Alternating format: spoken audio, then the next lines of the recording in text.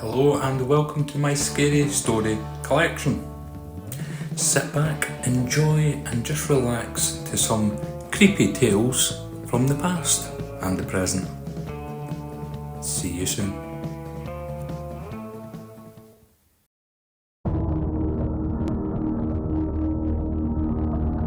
The Pied Piper by the Brothers Grimm.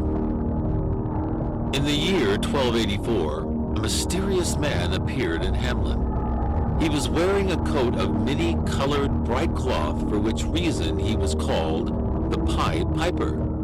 He claimed to be a rat catcher, and he promised that for a certain sum that he could rid the city of all mice and rats.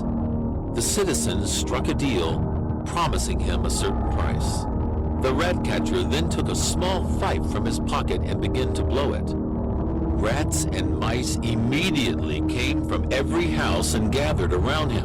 When he thought that he had them all, he led them to the river Weser, where he pulled up his clothes and walked into the water. The animals all followed him, fell in, and drowned. Now that the citizens had been freed of their plague, they regretted having promised so much money, and using all kinds of excuses, they refused to pay him. Finally, he went away, bitter and angry. He returned on June 26th, St. John's and St. Paul's Day, early in the morning at 7 o'clock. Others say it was at noon, now dressed in a hunter's costume, with a dreadful look on his face and wearing a strange red hat. He sounded his fife in the streets, but this time, it wasn't rats and mice that came to him, but rather children. A great number of boys and girls from their 4th year on. Among them was the mayor's grown daughter.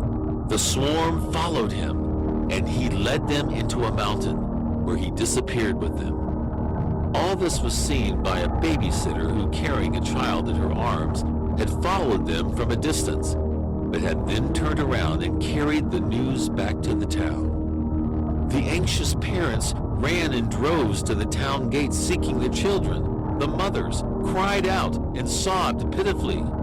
Within the hour, messengers were sent everywhere by water and by land, inquiring if the children, or any of them, had been seen. But it was all for naught. In total, 130 were lost. 2, as some say, had lagged behind and came back. One of them was blind, and the other mute. The blind one was not able to point out the place, but was able to tell how they had followed the piper. The mute one was able to point out the place, although he or she had heard nothing. One little boy in shirt sleeves had gone along with the others, but had turned back to fetch his jacket and thus escaped the tragedy. But when he returned, the others had already disappeared into a cave within a hill. This cave is still shown. Until the middle of the 18th century, and probably still today, the street through which the children were led out of the town gate was called the Bunge-Loose Street, because no dancing or music was allowed there. Indeed, when a bridal procession on its way to church crossed the street, the musicians would have to stop playing. The mountain near Hamlin where the children disappeared is called Popenberg. 2 stone mountains in the form of crosses have been erected there, one on the left side and one on the right.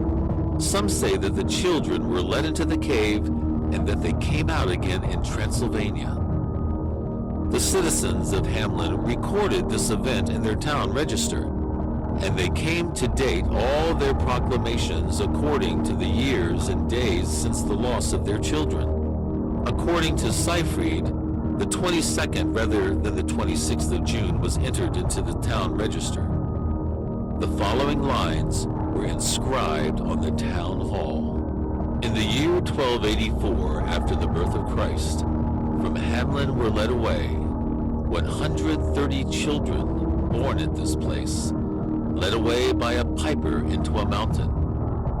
And on the new gate was inscribed, Centum terdenos cum magas ab uber puelos, dugiera ante annos, chichiciele ixix, cadita porta fuita.